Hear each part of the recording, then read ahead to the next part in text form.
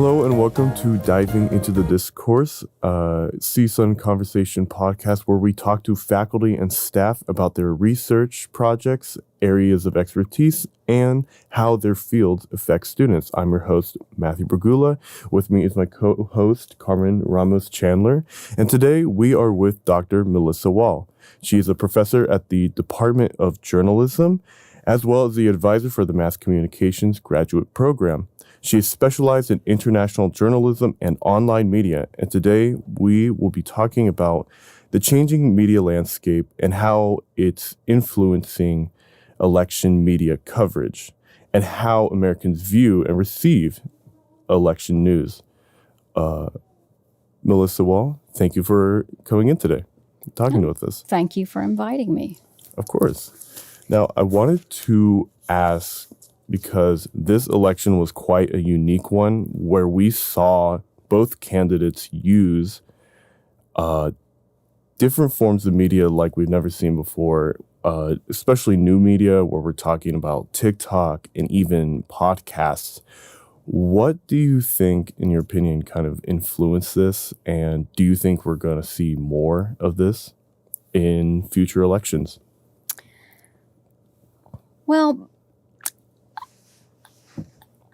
there were some new things in this election, but for me, for somebody who's looked at media across a long period, there are patterns across time in terms of political coverage. And political coverage is kind of a special beat in the U.S. for journalists that has evolved over the years, but there are elements of it that have stayed the same.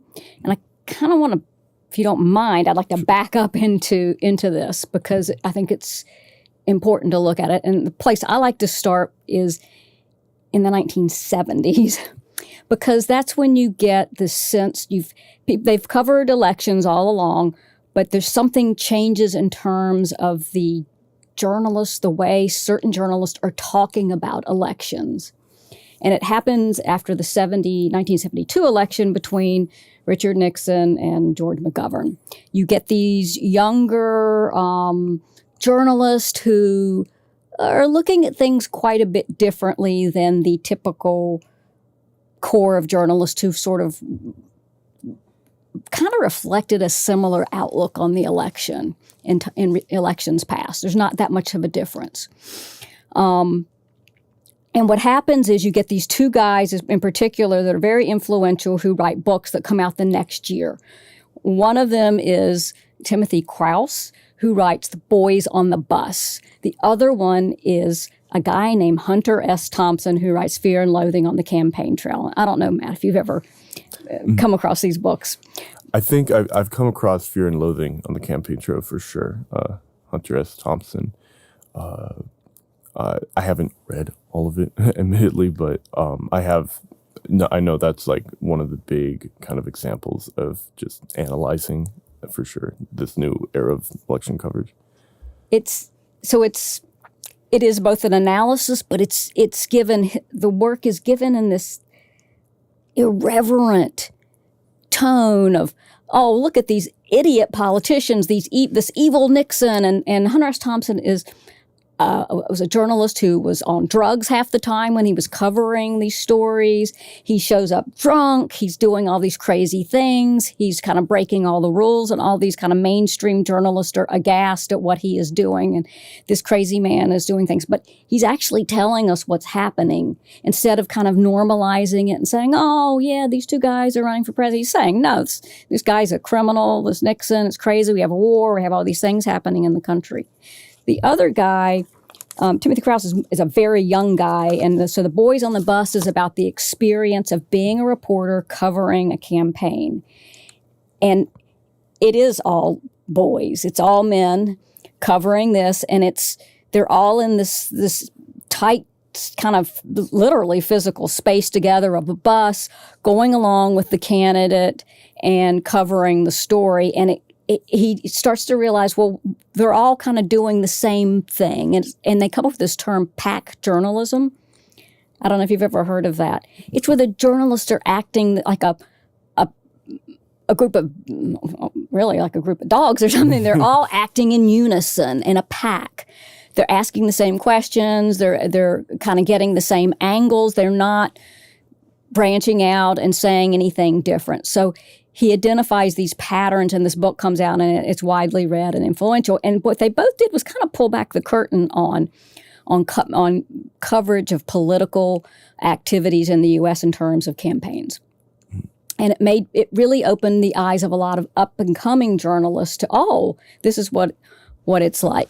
So that's why I like to start there, because yes, and today people will talk about, oh, everything's so different. They're doing things they haven't done before. But this pattern of doing something different isn't all that new.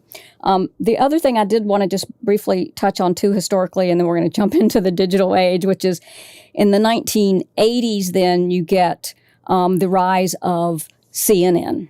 And so you're getting cable news coverage. And cable news coverage means they're going to have news all the time. So they're kind of covering things all the time. So you're ending up creating news for cable to be able to cover. And the person who wrote about this is actually a Californian, about being on the campaign trail in 1988, and that's Joan Didion, a very famous essayist. And she writes this piece about being on the campaign trail with Michael Dukakis, who's running against George Bush Sr. And they're pulling up in a plane on a tarmac, and there's a scene she describes where Dukakis gets out and starts throwing a baseball. He has a baseball mitt with some other guy who's on the campaign, and they're rolling the cameras and filming this. So it's just a made-up thing to try to convey something about him. And so again, it's this thing of that what we're seeing in these campaigns, it's all concocted for our benefit to see. And what these reporters, like these outsider reporters, are trying to tell us is this isn't some real thing, that it's for us. It's a performance. It's for their image to project to the public. And it's a performance in the way that we now see they're performing all the time, and the way Trump performs all the time. But that's not new. People have been performing all along. It's just it's gotten much more exaggerated, I think, in my opinion. And Didion talked about narrative fidelity, which is this idea that what you do as the candidate has to make sense. It has to fit into your story. And Dukakis didn't understand this. And so there's a famous image of him where he jumps into a tank, and he's popping out of a tank, showing I'm a tough guy, I'm like a soldier, and he looks like a geek. He looks stupid. And people laugh and make fun of him. It wasn't in his narrative. That's not his narrative. You have to have the right narrative. Like Reagan was a cowboy who cut wood and all this stuff in California. So you're trying to get narrative fidelity. This is also applicable to what's happened in the most recent election. Is the narrative fidelity can be very powerful. And so I just want to kind of establish these patterns that are not all that new. And then we get into the 2000s, it's digital media. And I think probably the most meaningful election in terms of understanding media in a different way was Obama, where the Obama team was said to have really kind of mastered what existed as social media then. So you're talking like 2008. YouTube would have existed. There was blogging, but I think maybe Twitter starts in 2008. Anyway, we're in this very beginnings of social media. And a very famous thing happens with Obama. So the Obama team's trying to use all this stuff, and they're believed to have used it very effectively. But he is out on the campaign trail, and this random woman named Mayhill Fowler comes up and asks him a question about Western Pennsylvania, which we've heard a lot about Pennsylvania in this most recent election, about who lives there, what they believe, et cetera, et cetera. And Obama says something along the lines of, well, those people, they cling to their God, their guns, and what was the other thing? Oh, now I'm not going to remember it. God, guns, and something else. Anyway, he says this thing, and he gets blown out of proportion, and everybody's like, oh, my God, he said this terrible thing or whatever. The only reason anybody knows that he said it was because this woman asked and got this thing and posted it on a blog somewhere. And what that did was open up what you were doing as a candidate. It means that anybody anywhere could show up and they might get inside somewhere you're at a rally or whatever on the line, ask a question and post it online and people would hear about it. In years past, nobody would have ever heard anything anybody ask you. So suddenly you're in this position where both you can reach out in all these new ways, but you are also now on guard. You're under a 1,000 microscopes. Yes. Some of them become pull back and they're like, oh, we've got to be super careful. We've got to manage this even more than we used to because anything could get you into trouble. And so you have these contradictory things that have come about because of digital comms of, oh, I can get my message out in all these different places and all these different people are going to amplify it. They're going to personalize it and share it with family and friends. But also anybody could be watching me at any time. And in fact, campaigns they send people around to, oh, you're the guy I'm running against. I'm going to send my people to watch you constantly and get something on the phone now, and then they can post that. So those are kind of two things that change what happens is that sort of personal thing. And so I think that if you look at what happened in 2024, everything I've talked about kind of plays out in different, similar ways. Mm-hmm. But when you have a candidate like Donald Trump, who's very inflammatory, very exaggerated, doesn't seem to have any, I guess, concern for what he's saying. He's very out there upfront with it. Is that a concern for him even when, maybe someone on the other team's like, okay, let me record you saying something. Does he even care? Well, with him, that he will say or do anything, that's his narrative. Sure. And narrative fidelity means he can always say or do anything. And people think he's real. He's being real. I'm very curious because it's very interesting to buy into the narrative fidelity. Trump's image, President Trump's image, is outrageousness. Very much outrageousness. And then when you would go to his individual voters, not the one who stood in line for 16 hours to see him at the rally, and you go through his agenda, oh, he's not really going to do it. It's just performance because his narrative is performance. Bigger than life. Bombastic, very much, I'm a real guy, even though, I'm worth billions of dollars and I've never actually, swept the floor.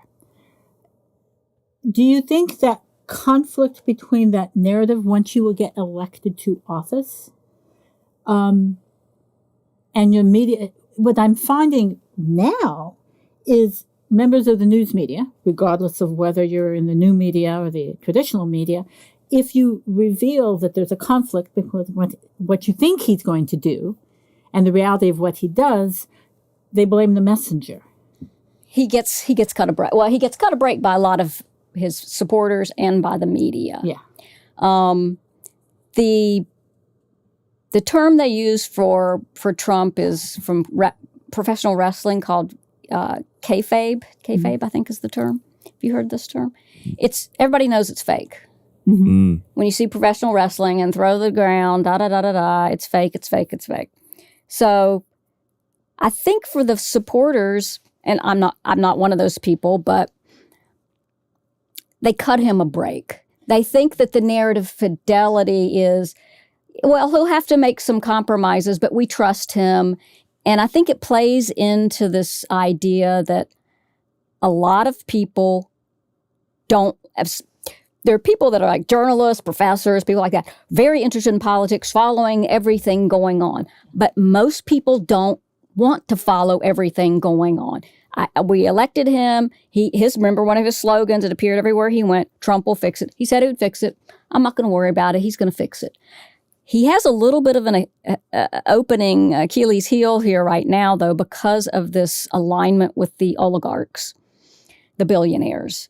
And that doesn't fit exactly with his narrative in terms of I'm the voice, I'm your defender, I'm your voice. He's got to now convince his followers that aligning with them is somehow helping them. I mean, it does play into an American, very strange Americanism of people like very rich business people. and think that they know how to fix things, even though they generally, and some of them do, but some of them run businesses into the ground. But there's this kind of love of, and we've had this in politics for a long time, let's elect a businessman. He knows how to run things, but running a business isn't the same as running a government. So I think if he starts to not deliver the kinds of things people expected, then you're going to get some of there's the hardcore voters, they will just go with him no matter what. But the other ones, if they're made aware of that he's not actually delivering, then they could turn on him. But I'm going to interrupt Matthew one more time. I'm of a certain age. So when growing up, 6 o'clock news was on at dinner. You sat down and you had Walter Cronkite or Harry Reasoner or whoever it was, what national news, and we had a common town square, common town crier. Remember, the town crier told the news centuries and centuries and centuries ago. If you couldn't afford in the LA Times, a subscription to the LA Times or a subscription to the New York Times or Wall Street Journal, it didn't make a difference. You had Walter Cronkite who was going to tell you, and you trusted him because he wasn't biased, he was partisan in any way.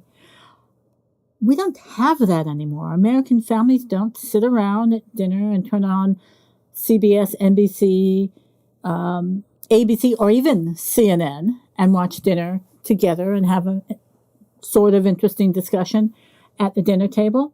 We don't even get our news. He'll get his news different from where I get my news. How do journalists who are enshrined in the U.S. Constitution, in the very First Amendment, their role was so pivotal to the founding of this country, so pivotal, according to our founding fathers, for the future of this country, that they put press in the First Amendment. What is the press now? Who is the press? And how do they determine? I mean, Joe Rogan helped elect Donald Trump. He's a comedian with a talk show. Jon Stewart and The Daily Show was a comedy show, yet so many Americans get their news from comedians.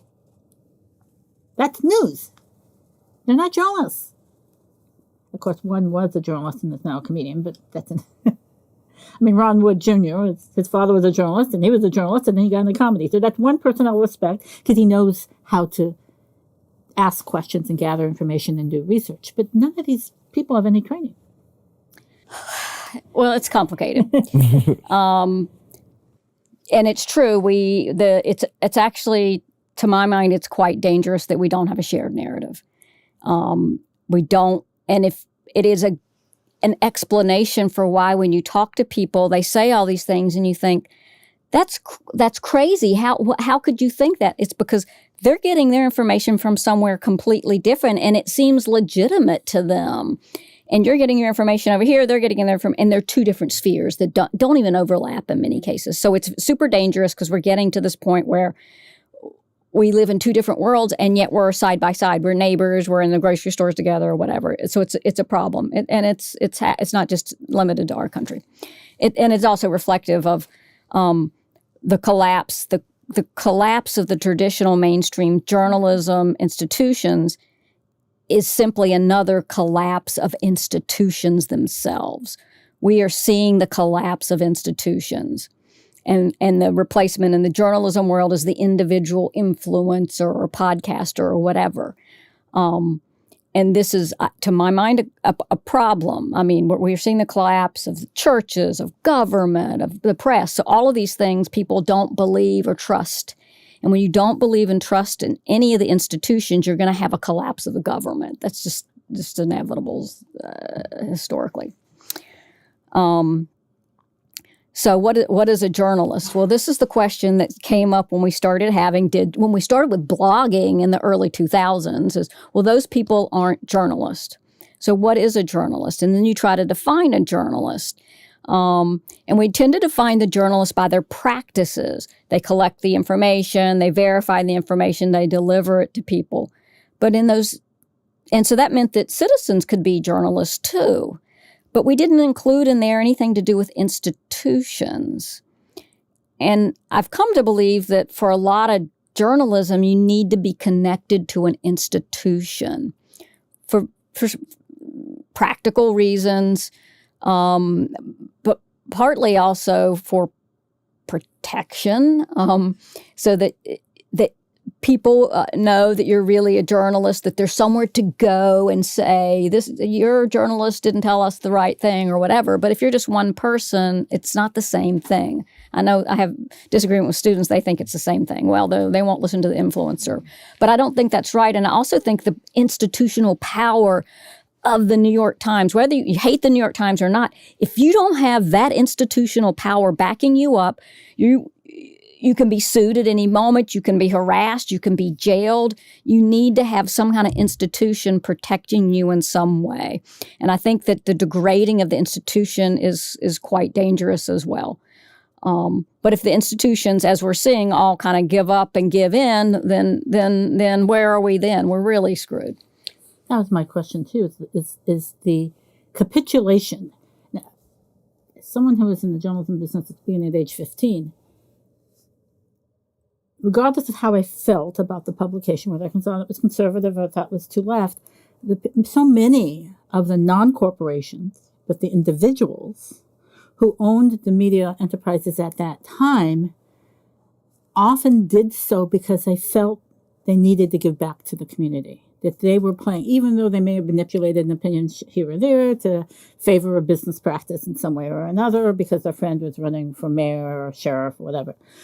But they felt a responsibility to the community and were passionate about, we need to cover what's going on in that town hall and that city hall because it impacts the community and we care about the community.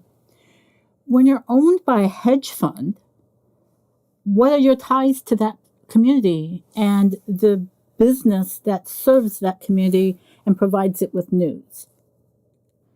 That's my question. So you have no responsibility. Your responsibility is to make money. It's the same thing whether, they own hospitals now too. They don't care if everybody dies. They just want to get their money and take it and leave the shell of whatever that business was.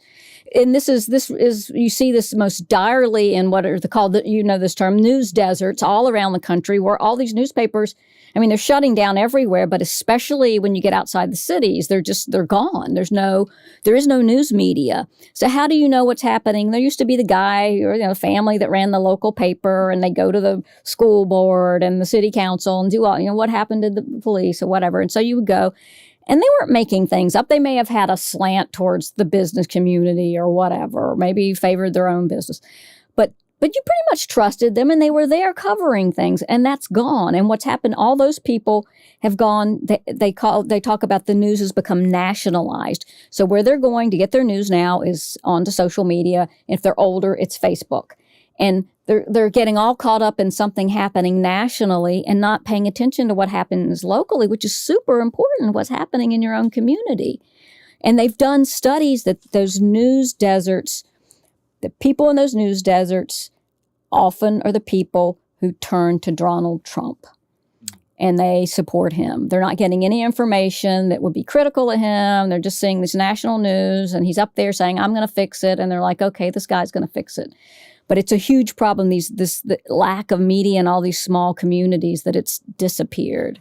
I think I've seen evidence in some of the conversations for instance, we now are in the midst, and this is January, people, whenever this runs, of mass rounding up of allegedly undocumented immigrants and them being deported.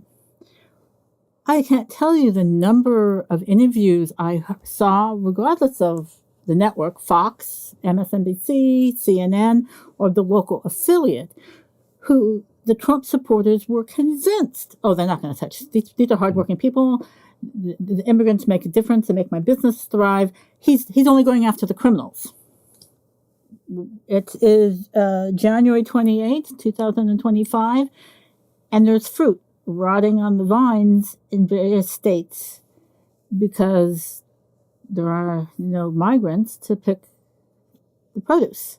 So you're right about not paying attention to the local news, because the local person who builds a reputation of covering City Hall and maybe it's agricultural board and they cover the agriculture board, and see, it's in our local paper, they might have been more aware of the impact of a decision. I think that it's this kind of magical thinking that, oh, when Trump says this, he doesn't really mean it. He just needs to scare people. The same way in his international affairs or whatever. He just needs to be tough and scare people, and then that'll fix the problem. He's not going to do the really bad things. I think there's just this belief in him. I think he is a singular figure in that regard. I don't know that what comes after him will be the same, but I don't know. We don't know what's going to happen. I wonder if people kind of got more encouraged in that idea that, oh, he just needs to scare him after, let's say, I guess, during the 2016 to 2020 presidency, the whole North Korea, how it's like, oh, I guess he's scared that eventually, now we're actually, in talks with North Korea. It's like, wow, what a success. And then, a few months later, I guess nothing happened. And so I wonder if that's kind of like an example of just like, okay. Nothing has changed in our relationship with North Korea. That was just a performance. And that's what he does, is he bullies, he threats, he performs, and maybe he gets an outcome or maybe he doesn't. It just depends on the situation. To go to this issue of why do these people not believe he was going to round them up? It's the separation of spheres of where people are getting information. And the other place that people are getting their information is in closed spaces like WhatsApp or whatever it is they're in, these messaging apps. And they're in there with family, friends, or whatever. I did some a lot of field work with refugees, and you would find, on the one hand, they knew a lot of things and they had all this information, but news would get, some kind of information would get inside the sphere and they especially had to be with, in the same way with migrants and people like that, you're going to be with people you trust, and that some piece of information would get in there and it was wrong. And they would all believe it. And you couldn't move them away from that because it had come from a trusted source. So there's both what's happening on Newsmax or Fox or whatever, but I don't know how many of these people are even watching any of that anymore. It's what's going on social media and what's happening in your own personal information spheres. I'm going to build on this back to the journalist. One is, what was your gut instinct as a career journalist when Trump, during some of his campaigns, basically called for assault on journalists and then called into question the integrity of, particularly, of female journalists of color? It's horrifying and disgusting, but very concerning. I mean, this is something you see in these countries where and I've been in countries and I've interviewed journalists where they've been in jail, they've been put into some holding pen with 100 other people and not enough room to lay down just because they wrote something nobody wanted. Or they showed up when something bad happened somewhere and the police said, how many people are in the hospital? And the police said, well, we're going to arrest you if you keep asking that question. It brought to mind these other countries where these things happen. So on the one hand, I couldn't believe it was happening here. But on the other hand, it was not something I'd never heard of or seen before. It's just not in the context of here. The journalist stood up. I think that we could do a better job of standing up and fighting back. I mean, you've seen with this most recently, these news companies just capitulating and settling these suits. I mean, what was one of the suits was with CNN, and they said, oh, you gave Kamala Harris the questions ahead of time. It was something crazy that could never, in a court of law. 60 minutes. Yeah, 60 minutes. You can never, how would you win that in a court of law? And they just went ahead and said, yeah, you're right. I mean, in these other cases, they're not even fighting back, which tells you either they think the system is so corrupt that they can't win the case, or they're so interested in pleasing him and holding on to whatever else their business is involved in, because these businesses aren't just about news. That's just some part of some larger entity. They see it as like in the long form, like, all right, we need to keep making money. Like, we need to survive. Well, we need to keep making money, and that is the heart of the problem of a lot of the lack of pushback is I want my spaceship program to stay up, so I don't really care if the Washington Post goes down.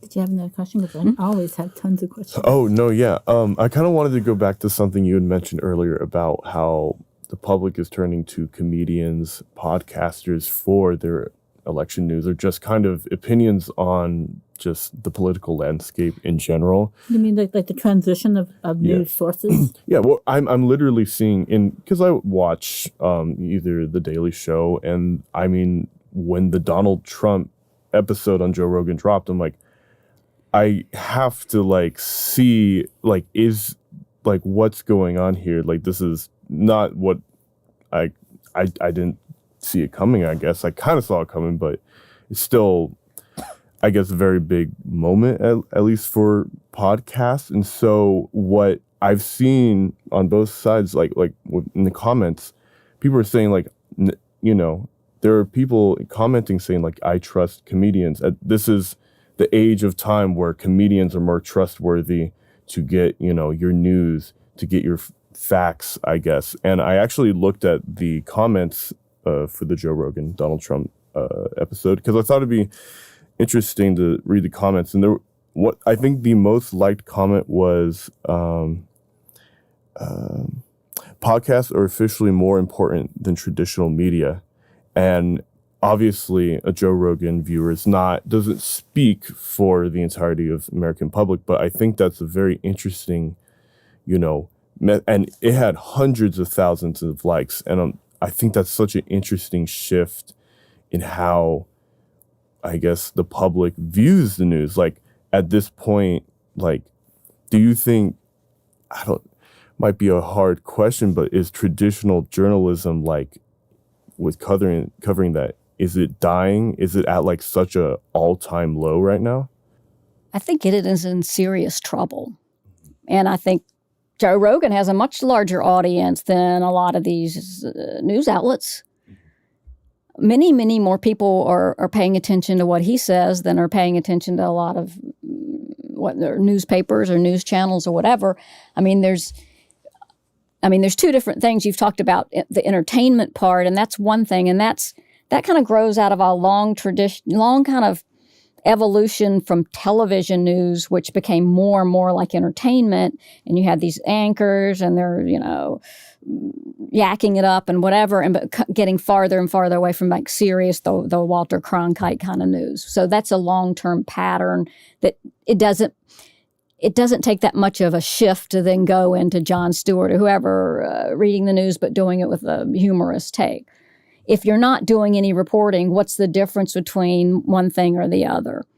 But the issue with a lot of the podcasters and whatever is what reporting are they doing? What reporting are they doing?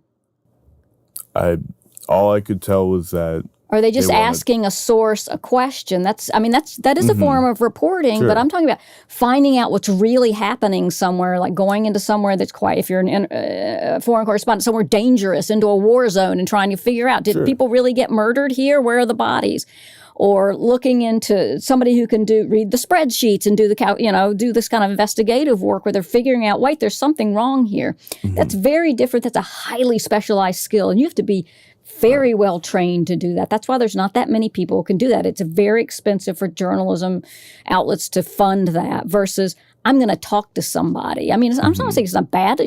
Talk to somebody, of course. Let's ask this important person some questions. Sure. But also, it seems like a lot of times when they're being asked these questions, there's no pushback. Mm-hmm. Just letting somebody talk, turning and not ever saying, but wait a minute. You just made this terrible decision. You made this decision, and a whole bunch of people suffered. And kind of, why? Why did you do that? What was the purpose of that? What's going on here?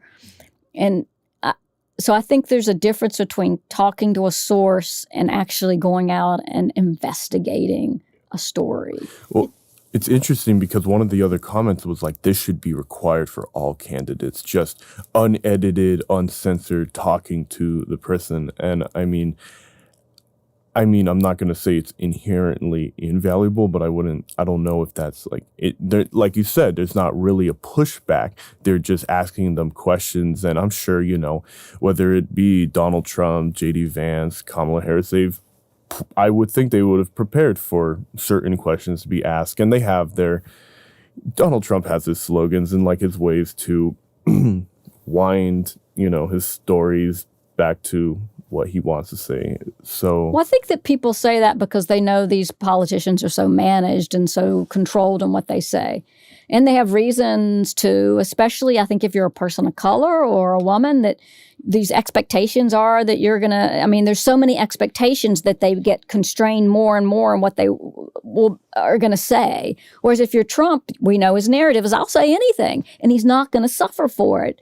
It doesn't matter. He can contradict himself. He can say something crazy, something offensive. There's no punishment for it. So if you're like that, then you feel very constrained in saying whatever you want. If you look at politicians and like in Britain and places, and even in Canada or wherever, these other countries, they are much more open with the media. They go out and they spar and they talk and they know the issues. And we elect people that often don't know anything about the issues. They're elected because they look good or they had a bunch of money or whatever. They played football? Yeah, they played football. We don't elect them because they know a lot. If you ask them what lobbying is, will you get an answer? Well, this bill that you just passed, what does it do? And why did you support it? And what about this part of it? And they wouldn't know. What are the ramifications? Like, what do they all entail? Like, are there loopholes? Yeah. So I actually wrote a paper a while back with a colleague, and it was about comparing the U.S. and the British media in terms of how they handle politicians. And the British media is much more in their face, and but you did this, and they don't let them sneak away and have go off on some sideshow and da-da-da-da-da-da.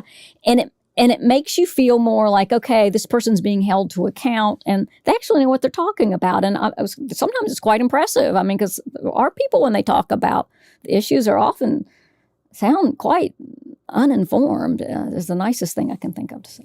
Yeah. Do you think part of this pushback lies in? I remember since the age of 8 years old, all I wanted to be was a journalist. That's all I wanted to be. I was still in high school when Ronald Reagan was president. And he was going after welfare queens. Now, I grew up on welfare. And what struck me was welfare woman, she's a black woman with kids, and she's driving a gold Cadillac. I didn't see a gold Cadillac in my neighborhood. I didn't see food in my refrigerator at the end of the month when food stamps, yes, it was food stamps, it wasn't a debit card, at the end of the month. We were on welfare. But no one in that journalist pool had that lived experience in which to ask him, excuse me, who are you talking about? Because everyone I know who receives public assistance does not have that experience. So can you provide me with the data to back up your claim? Now, I'm married to a prosecutor who prosecutes Medi-Cal fraud in the state of California. And he will tell you of Medi-Cal fraud, 98+% of it, it's committed by the providers, by the dentists and the doctors and the nursing home owners and the medical supply company owners, not by the recipients. So again, do you think it's that lived experience adding to the discussion? So if I was someone who might be interested in the news, but I see an idiot asking, not challenging the President of the United States, and I was poor, why am I going to watch you? I don't trust you. I'm going to turn off because you don't represent me. Do you think that part of it is, too, it's the journalists have become so insular, part of that community, that those who ask the hard questions, or it's like in some place in Colorado, the journalist in Colorado who took on, I get her name wrong because I'm going to call Lorena Bobbitt. Not her. Not her. But you know what I'm saying? He took her on and asked her tough questions. Now, she still got reelected, but he still asked the uncomfortable questions. Lauren Boebert. That's right. So why do you think those who are covering at the national level have become so insular and so happy to be part of the same crowd that they've forgotten to ask about the cost of eggs, which apparently the median price is $12 for a dozen? So a dollar an egg for a dozen? Well, I think it's a combination of things. And I think it goes back to this idea of the pack. Mm-hmm. You both get, who gets these jobs? There's a lot of people who come out of Northeastern private expensive universities, the Ivy Leagues or whatever. They get the top jobs. Mm-hmm. And there were studies of this in terms of international reporting, who got sent to these places, not somebody who had a connection or spoke the language, although that's changed. But a lot of those people get the top jobs, and they're the kind of face of journalism. But they're also connected in some way. They all live in certain cities, and they all go to the same coffee shops, and so everybody's very connected. You could still get in. We have people from our program who come from very modest, difficult backgrounds who've gotten to the Wall Street Journal, New York Times, or whatever. Yeah, I mean, they do get in. But I think if you want to stay in there, and especially when we're talking about political reporting, it's a special kind of reporting, a special group of people. And what they see today is, oh, I need access because after this is over, I want to write a book, and I'm going to get a big book contract, and I might get a podcast. And, the woman who covered Hillary Clinton got a streaming show, fictionalized streaming show on, I don't know, Hulu or whatever, about her life, based on her life. So there's a lot of rewards for not challenging, because if you're the one challenging and nobody else is challenging, then, as you know, the editor's going to be like, well, nobody else thought that. Why are you asking that? There's this idea of, you don't want to stand out. So, and the other part of, I think, the Republicans' concerns are very good. I think they have shops that do this. They create these phrases, these catchphrases that work in people's brains that just tap into something. The gold Cadillac, the fact that you can even still remember the gold Cadillac, what does that tell us? It means it was something about that term that stuck in people's heads. And they come up with these terms. And as a journalist, you're taking in all this information and like, oh, that's so much easier to say. I'll just say gold Cadillac and, the quote there, and not try to figure this out for myself. I have a limited amount of time. So there's several things happening at once. The promise of something bigger coming along. You don't want to get punished or demoted or sent out to some bureau or whatever. And the fact that they're making it easy for you. And the narrative they have, and partly we saw this with this election, it's spread across their media. It's the same narrative. So it seems to be the reality. Whereas in in kind of traditional media, they don't cooperate to spread a narrative. They may do it inadvertently, but it's a different dynamic. It's almost like commonly accepted term. It's almost like commonly accepted thread. And I don't have the time. I'll use a prime example. I used to work for the Los Angeles Daily News, which is now part of the Southern California News Group. At its peak, when I was there, it had 229 people in editorial, just as Los Angeles Daily News. Do you know how many people work at Los Angeles Daily News? The Daily News. In 30 years, we went from 229 contenders for Pulitzers because of its reporting to 2. So how can you do the depth of hard work that may or may not pay off in the end to find the facts to question? You can't. There's not enough people doing it.